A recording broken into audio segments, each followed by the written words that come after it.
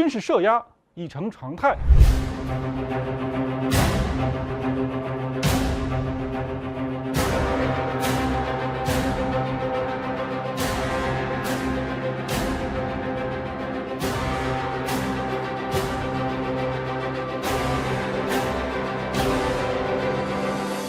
综合考虑国家安全和发展全局需要，保障国防和军队现代化进程同国家现代化进程相适应，全面提高捍卫国家主权、安全、发展利益战略能力，如期实现建军100年奋斗目标。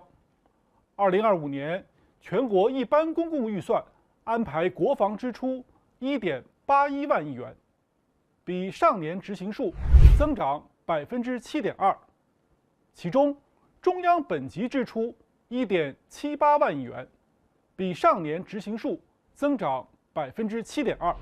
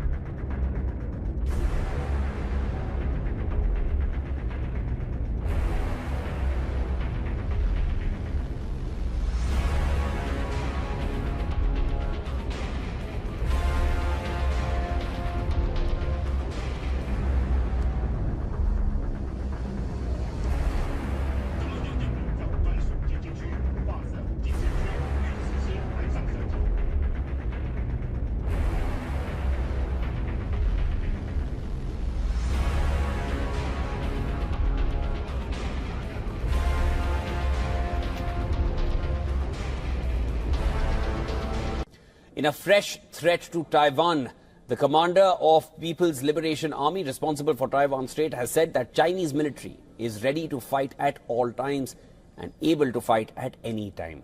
The warning came at a convention marking the 20th anniversary of the anti-secession law by PLA's Eastern Theatre Command at an event held in Beijing. The event was also attended by China's Foreign Minister Wang Yi. Now, the excerpt from Lin's speech, which was published in state media, read that the Chinese military would take all necessary measures to strongly deter and punish Taiwan independence and the leaders of this independence if they took desperate measures or even attempted to involve external forces. He also said that the PLA was determined to use every capability at its disposal to achieve complete reunification of the motherland, quote-unquote, while keeping the military preparedness on highest levels. Now, Lin further said that PLA's regular island encirclement and large-scale military maneuvers near Taiwan proved to be a powerful deterrent against secessionists.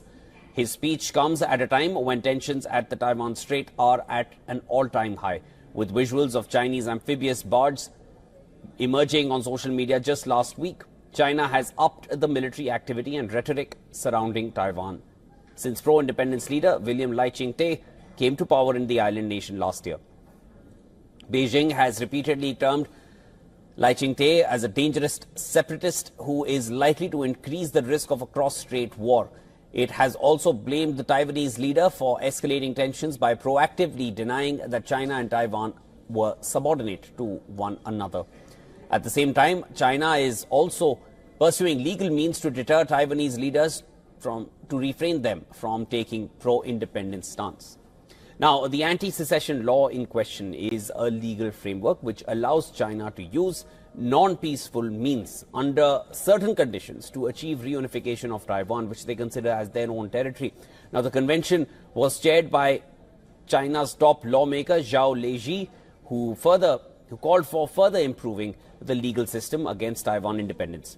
Earlier, Taiwan President Lai Ching-te introduced several initiatives to counter the threats from mainland China, while calling it an external hostile force. And these steps included reviving Taiwan's military court system to try and persecute active duty soldiers accused of military offenses such as sedition and leaking classified information.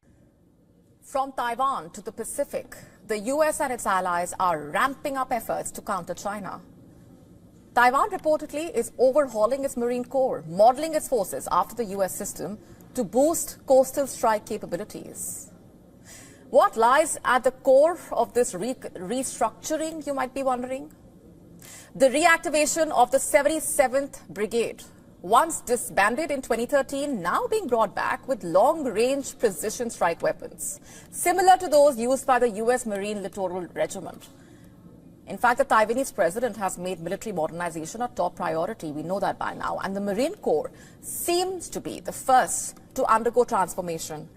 According to reports, the objective of this move is to create a more agile, strategically effective force that can quickly respond to threats from the PLA. The US Marine Littoral Regiment reportedly operates in contested coastal zones with specialized combat teams, anti-air battalions, and logistics support. And Taiwan seems to be implementing a similar strategy. This restructuring reportedly follows increased collaboration between the US and its allies to use marine littoral regiments to counter a potential Chinese invasion of Taiwan. According to reports, a plan between the US and Japan includes deploying US Marine Littoral Regiments to Japan's Ryukyu Islands, armed with missile systems and other advanced weaponry, reportedly to counter Beijing's Taiwan ambitions, quite crucial. And despite its similarities with the US model, Taiwan's new brigade faces challenges, and analysts say that without a landing platform like an aircraft carrier, the brigade's effectiveness will likely be limited to operations near Taiwan's coastline, and that means striking deep into Chinese military positions may prove difficult. Meanwhile, across the Pacific, China's naval movements are raising alarms. Australia and New Zealand are closely tracking a group of Chinese warships spotted off Australia's eastern coast. Defense officials said that 3 Chinese vessels, a frigate, a cruiser, and a supply tanker, were seen navigating international waters last week. Their course has taken them south along the Australian coastline, with the fleet recently positioned roughly 150 nautical miles or 280 kilometers from Sydney. Australian Defence and Deputy Prime Minister Richard Marles has said that the government is keeping a close eye on these warships. In fact, he made it clear that while China has the right to operate in international waters, Australia also has every right to monitor their movements closely. Listen in. Both naval and air force assets have been deployed to make sure that we are monitoring exactly what is occurring here, and we are working with our other partners in the region, and we'll continue to do that for as long as the Chinese task force is in the vicinity of Australia. Meanwhile, in neighbouring New Zealand, Defence Minister Judith Collins echoed similar concerns. According to reports, Collins said that New Zealand's forces are also tracking the Chinese vessels and reportedly said that Beijing has provided no explanation for their presence in the region. This latest development comes just days after an incident between the Chinese and Australian militaries. In fact, Canberra condemned Beijing for what it called unsafe actions by a Chinese fighter jet, which allegedly dropped flares near an Australian Air Force plane conducting a patrol over the South China Sea. How did China respond, you ask? Beijing fired back, accusing the Australian aircraft of violating Chinese sovereignty and endangering national security. You see, from Taiwan to the Pacific, US allies are ramping up their defenses, making strategic moves to counter Beijing's growing influence. And just how far will China go?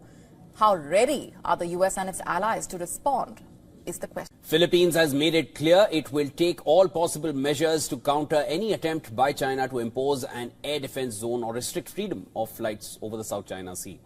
Now, speaking to the media, the Philippines Defense Secretary Gilberto Teodoro said that China's aggression in the disputed waters is now considered the greatest threat to the national security of the Philippines.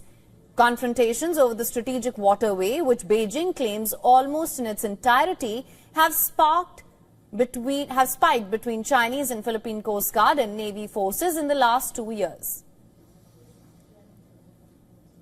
The Philippines will take a combination of measures, singularly and with like-minded nations, to counteract these activities of China. Naturally, we cannot discuss the specific moves, but then again, that is a very serious transgression of international law, which will demand a response. Recent brushes involving Chinese military aircraft firing warning flares or flying dangerously close to drive away US, Australian and Philippine patrol aircraft have set off fresh alarms. Teodoro said defense officials have discussed the possibility of China imposing a so-called air defense identification zone or any exclusion zone to restrict foreign aircraft movement in what Beijing regards as its own airspace over the South China Sea. The Philippine Defense Secretary said it's China's own behavior that prompts like-minded countries to come together and act. It is China's own behavior that is the best motive factor for like-minded countries to band together, because what it is doing is entirely unacceptable to a majority of the countries in the Indo-Pacific. In a dramatic escalation of tensions in the South China Sea, China has once again challenged Philippines with a series of provocative military maneuvers. The Philippine Coast Guard released these images of a Chinese Navy helicopter flying dangerously close, mere meters from a surveillance aircraft carrying journalists over the disputed Scarborough Shoal. The Philippine government says this is a People's Liberation Army Navy helicopter. The Southern Theater Command of China's military says that the Philippine plane intruded into China's airspace over Scarborough Shoal. This latest incident marks a significant intensification in the ongoing territorial dispute over the Scarborough Shoal, a strategic triangular chain of reefs and rocks that China forcibly seized from the Philippines in 2012. The confrontation emerges just days after Australia condemned Beijing for unsafe military conduct when a Chinese fighter released flares close to an Australian surveillance aircraft. The Scarborough Shoal lies 250 kilometers west of the Philippines' main island of Luzon and nearly 900 kilometers from the nearest major Chinese landmass of Hainan. It has been the site of repeated confrontation as Manila has resupplied Filipino fishermen in that area. Despite a 2016 international ruling invalidating China's sweeping claims to the South China Sea, Beijing continues its aggressive expansion. Recent months have witnessed escalating confrontations, including Chinese Coast Guard vessels firing water cannons at the Philippines' fishing vessels and dangerous side-sweeping incidents against government boats. These are images from December last year. Manila remains defiant, vying to stand firm against Beijing's increasingly aggressive patrols that venture alarmingly close to the Philippines' shores. The Philippines is ramping up military patrols, coordinating with allies and calling for stronger international support. President Ferdinand Marcos Jr. insists Manila will not yield to Chinese intimidation, warning that continued incursions threaten regional stability.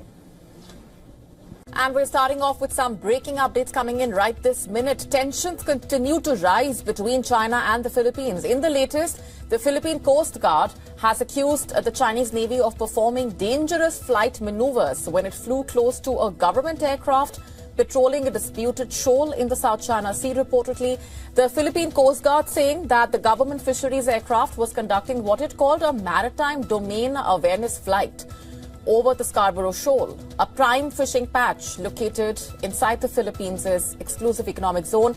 And according to the Philippine Coast Guard, the People's Liberation Army Navy helicopter flew as close as 3 meters to the aircraft, which it claims is a clear violation and blatant disregard of aviation regulations. And China's Southern Theater Command, on the other hand, saying that the Philippine plane intruded, quote-unquote, into China's airspace over Scarborough Shoal and violated China's sovereignty. And China claims sovereignty over almost the entire South China Sea, remember, a vital waterway for more than $3 trillion of annual shipborne commerce. We will continue to monitor those updates coming in at this point.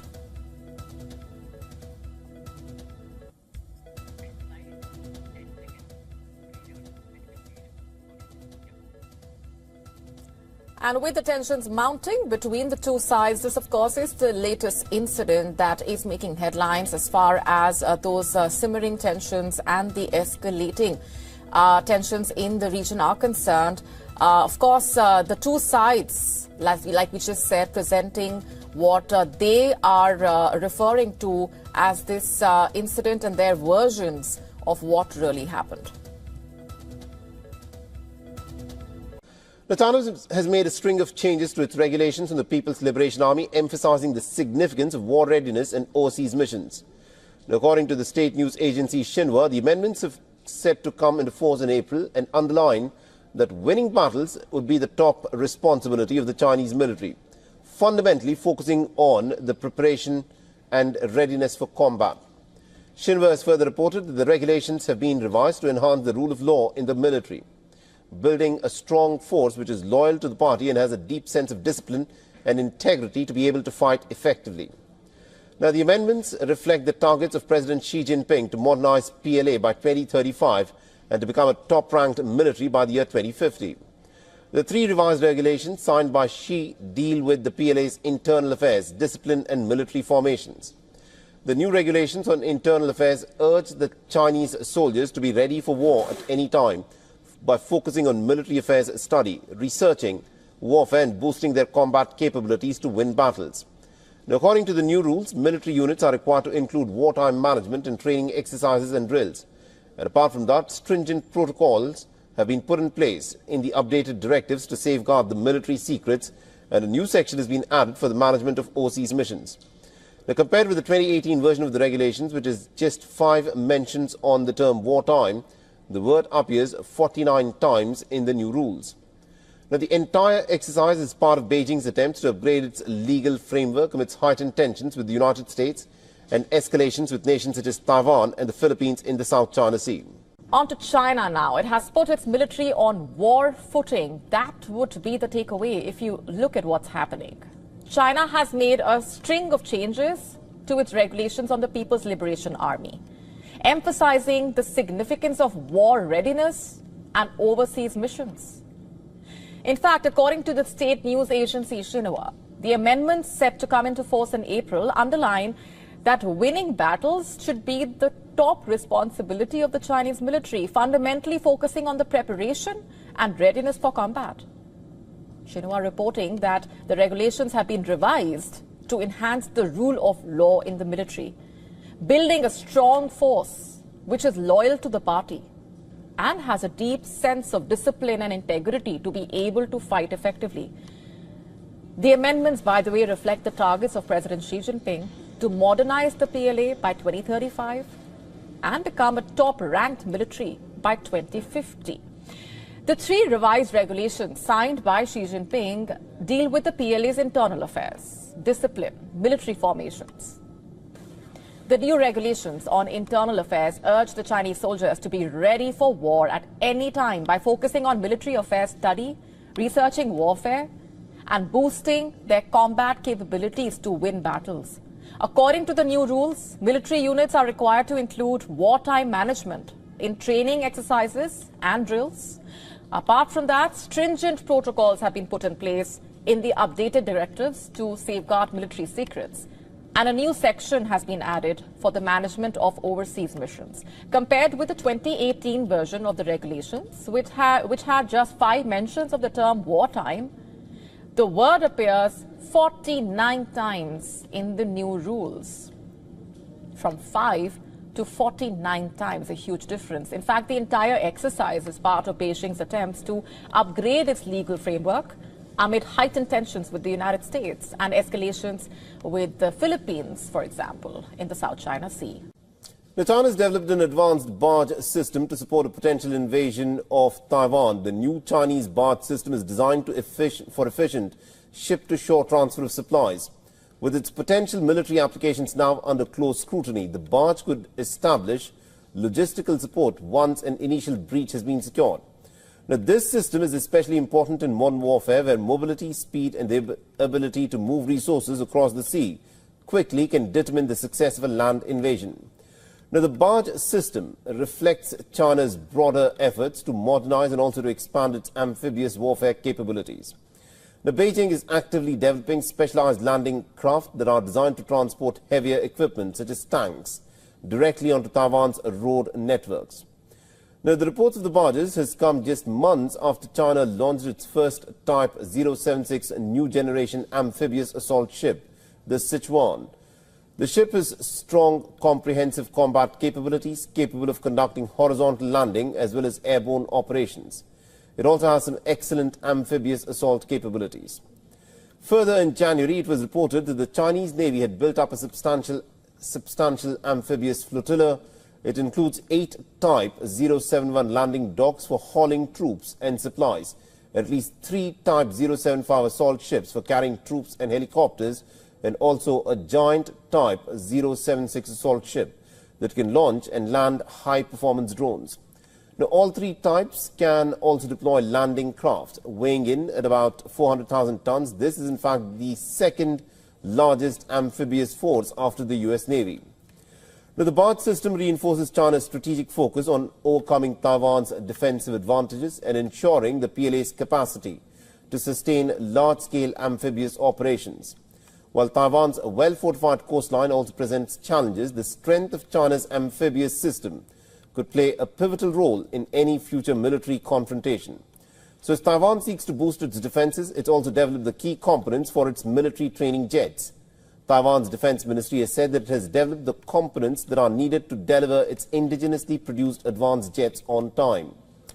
The production of the 66 T-5 Brave Eagle trainer jets, a key element of Taiwan's defense program, is aimed at improving pilot training for advanced fighter aircraft in response to the growing military threats from Beijing. Now, tensions between China and Taiwan are once again on the rise after a Canadian warship sailed through the Taiwan Strait, drawing condemnation from China's military, which said that its air and naval forces warned the vessel. Now, China was quick to react to the tactical maneuver of the Canadian vessel with 24 aircraft, including fighter jets and drones, that conducted joint combat readiness patrols with military vessels around the island.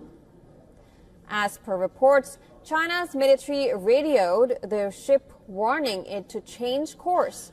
Taiwan's foreign ministry welcomed the move by Canadian warship HMCS Ottawa, adding that Canada took concrete action to uphold the Taiwan Strait's freedom, peace, and openness.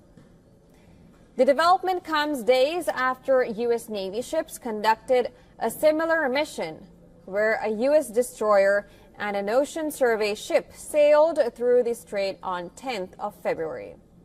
Now, this was the latest passage by U.S. Navy after President Donald Trump took office in January.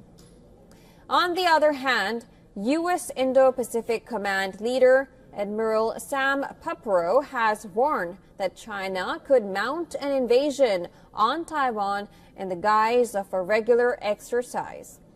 Papero said that the Chinese military drills that include sending multiple spy balloons, naval vessels, and fighter jets around the island country are rehearsals for the forced unification of Taiwan. Previously, U.S. State Department removed a statement on its website that it does not support Taiwan independence. The change has received praise from Taiwanese government in what U.S. State Department called a routine update to the Taiwan section of its website. The website updated its fact sheet on relations with the island on Thursday, dropping the phrase saying we do not support Taiwan independence.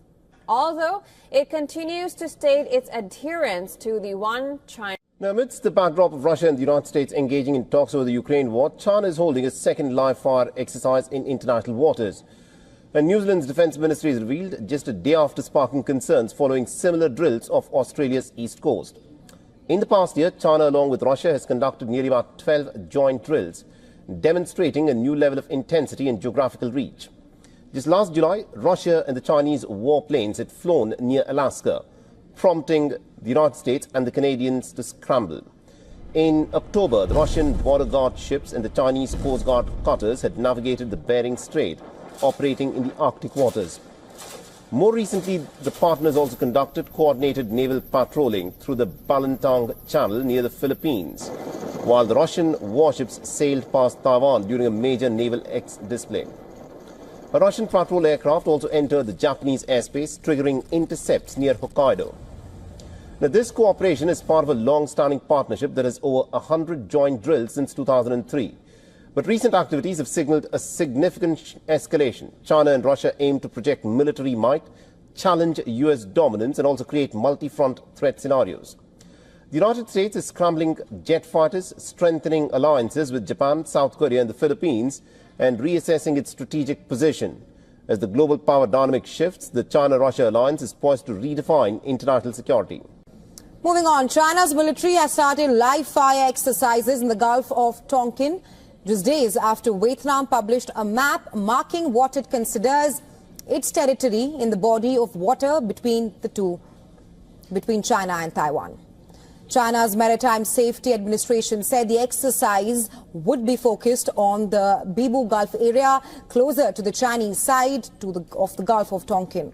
The drills follow Vietnam's announcement last week establishing a baseline used to determine limits to territorial waters in the Gulf of Tonkin. Vietnam's foreign ministry said that the baseline was in compliance with the UN Convention on the Law of the Sea and that it would help protect and enforce its sovereign rights. China and Vietnam have long had a maritime agreement governing the Gulf of Tonkin, but they have been locked in competing claims in the nearby South China Sea.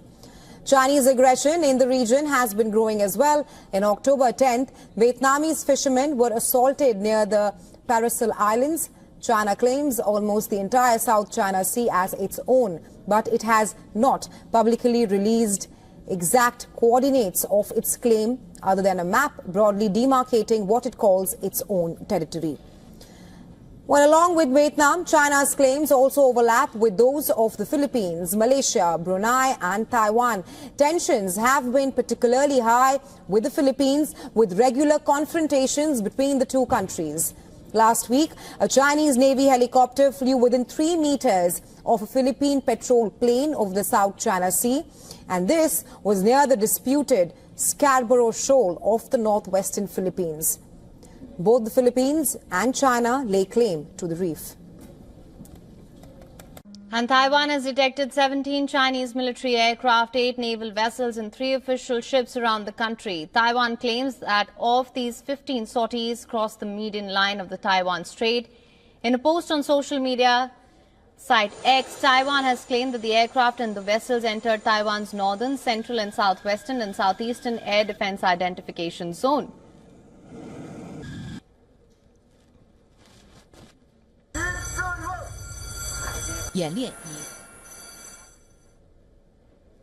In response to Chinese activity, Taiwan has deployed aircraft, naval ships and coastal missile systems to monitor the situation. Earlier this week, Taiwan detected 45 Chinese vessels around its islands, and a day after Taipei condemned China's live fire drills off the south, about 40 nautical miles off the island's south. This was the highest number of Chinese aircraft detected near the island this year. Taiwan has governed independently since 1949, remains at the center of Beijing's territorial claims. China insists on reunification by force if necessary. On the 21st of February, Taiwanese Vice President Tsai Ing-wen reaffirmed Taiwan's commitment to strengthening its defense against China. Speaking at the Halifax International Security Forum in Taipei, she highlighted the global community's growing recognition of Taiwan's democratic values. Tsai emphasized that Taiwan has a responsibility to uphold democracy, freedom and peace in the Indo-Pacific.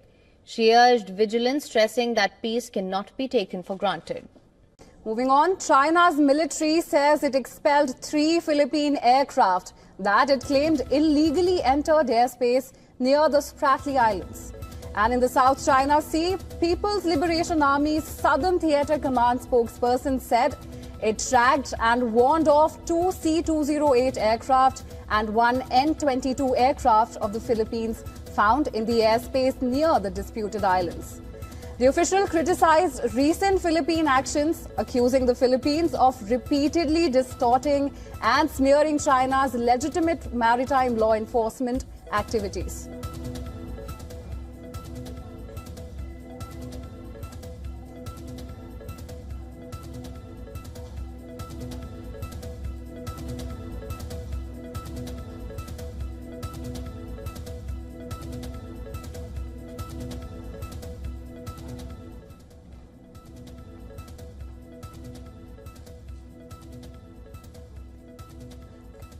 China's military says it expelled 3 Philippine aircraft that it claimed illegally entered airspace near the Spratly Islands in the South China Sea.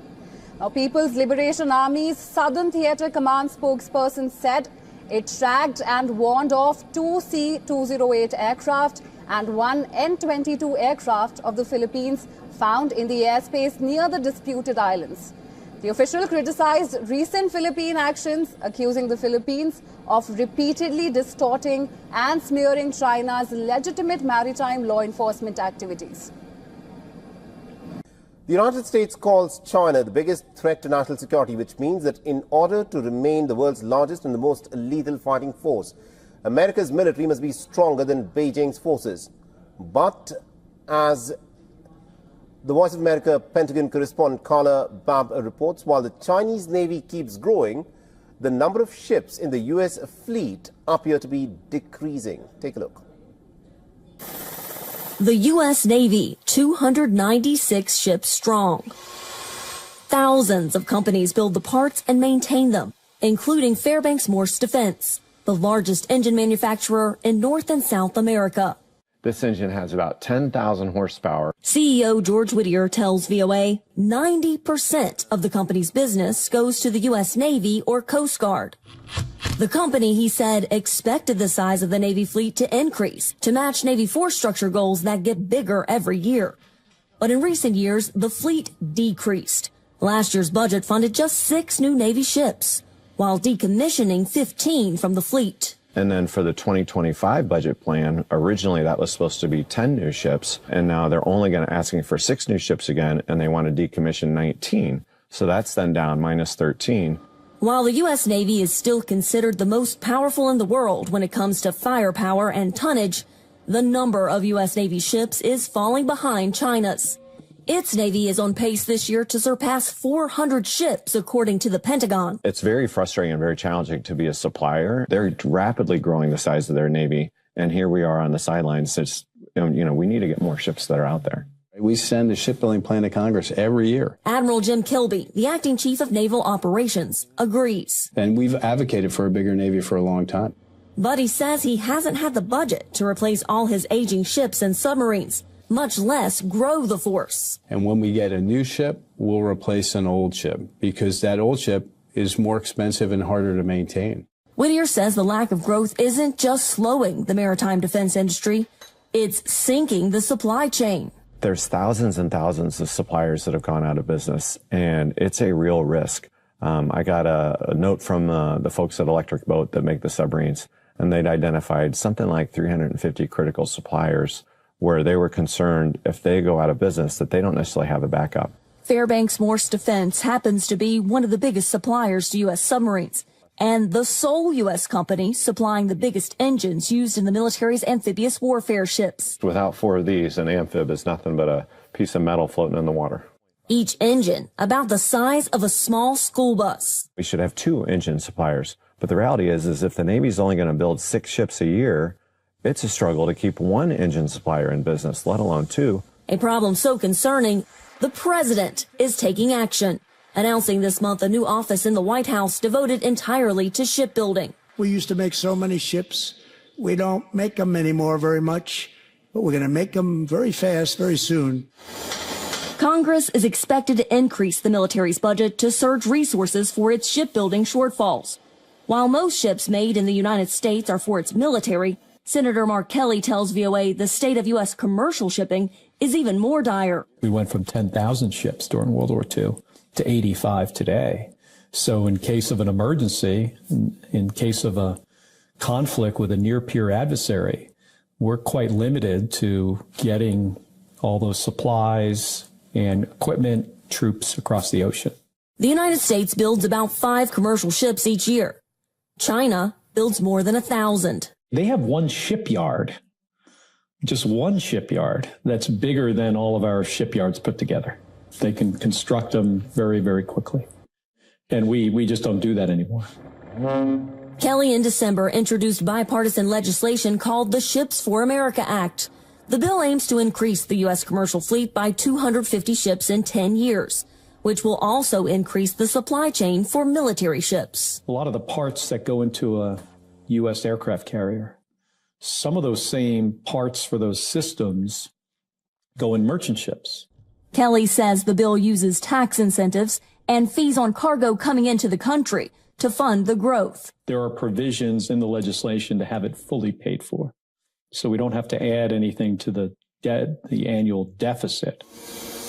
Defense industry leaders say they welcome efforts to prioritize shipbuilding to help counter China and warn inaction will put the U.S. even further behind in the future. The Navy's latest shipbuilding plan only increases its fleet to 380 ships by 2040, still fewer than the number of Chinese naval vessels today. Carla Babb, VOA News, Norfolk, Virginia. U.S. President Donald Trump has ignited a full-scale firestorm. His push for reciprocal tariffs has impacted global markets, triggered sharp reactions, and a lot of concern. But perhaps most importantly, it has resulted in a rather angry response from China. Beijing seems furious. In fact, its messaging is absolutely clear. It is ready for any kind of war with the United States. So are things really headed in that direction? Just look at what the Chinese embassy in Washington said in a post on the platform X. I'm quoting here. If war is what the U.S. wants, be it a tariff war, a trade war, or any other type of war, we are ready to fight till the end, quote unquote. But what exactly triggered this escalation, you ask? Well, in his speech to the U.S. Congress, U.S. President Donald Trump accused multiple countries, including China, India, Canada, Mexico, Brazil, and the European Union, of exploiting the United States with unfair trade practices. Listen in to what he said. On average, the European Union, China, Brazil, India, Mexico, and Canada, have you heard of them? And countless other nations charge us tremendously higher tariffs than we charge them. It's very unfair. India charges us auto tariffs higher than 100%. China's average tariff on our products is twice what we charge them. And South Korea's average tariff is 4 times higher. Think of that, 4 times higher. You see, Donald Trump has already doubled levies on Chinese goods from 10% to 20%, and further announced that beginning the 2nd of April, America will implement reciprocal tariffs, which means every tariff imposed on American exports will be met with an equal and opposite tariff on imports from those countries. April 2nd, reciprocal tariffs kick in, and whatever they tariff us, other countries, we will tariff them. That's reciprocal, back and forth. Whatever. In fact, Trump's comments also come at a time when India's Commerce and Industry Minister Piyush Goyal is in the U.S. this week for crucial discussions about advancing bilateral trade agreement, an issue that was discussed during Prime Minister Narendra Modi's recent visit to the U.S. According to reports, this is not just a policy shift by Donald Trump, what we are seeing playing out. It's a plan designed to force trading partners into submission in a way. Stories like Jeff's remind us that tariffs are not just about protecting American jobs. They're about protecting the soul of our country. Tariffs are about making America rich again and making America great again, and it's happening, and it will happen rather quickly. There'll be a little disturbance, but we're okay with that. It won't be much. In fact, according to Trump, tariffs are about making America rich again and making America great again. You heard those words. But just look at the immediate fallout. What are things looking like? Wall Street took a nosedive. The S&P 500 dropped to its lowest level since before the 2024 election, perhaps reflecting investor concerns. In fact, according to reports, financial markets worldwide are reeling with investors pulling back amid fears of an all-out trade war. And as for economists, American businesses, already struggling with inflation and supply chain disruptions, now face even higher costs and economic uncertainty. And by the way, that's just one part of the fallout. Look at this reaction coming in from Canada. Justin Trudeau has accused Trump of trying to sabotage Canada's economy. At the moment, the U.S. tariffs came into effect in the early hours of this morning, and so did the Canadian response. Canada will be implementing 25% tariffs against $155 billion worth of American goods. Now, it's not in my habit to agree with the Wall Street Journal, but Donald, they point out that even though you're a very smart guy, this is a very dumb thing to do. According to reports, Mexico and the European Union are also preparing retaliatory measures, targeting American industries with tariffs of their own. Meanwhile, both Canada as well as China have reportedly taken the tariff matter to the World Trade Organization against the United States. Financial analysts at this point are cautioning that what we are seeing now is just the beginning, stating that global markets are volatile, but the real damage could come in the months ahead as companies scramble to adapt and international trade slows down, adding that a full-blown trade war could push the world into recession with no clear winners as such. So with tariffs becoming weapons in a way, is Trump not only straining diplomatic ties but also threatening the stability of an already fragile global economy with his moves? Will Trump's gamble pay off, or will it result in matters spiraling out of control?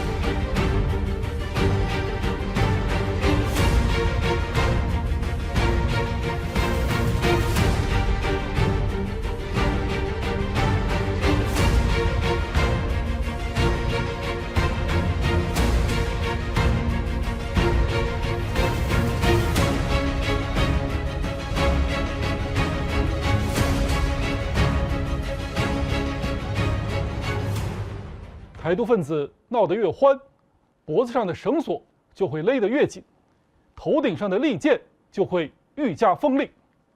我们正告民进党当局，悬崖勒马，回头是岸，执迷不悟，死路一条。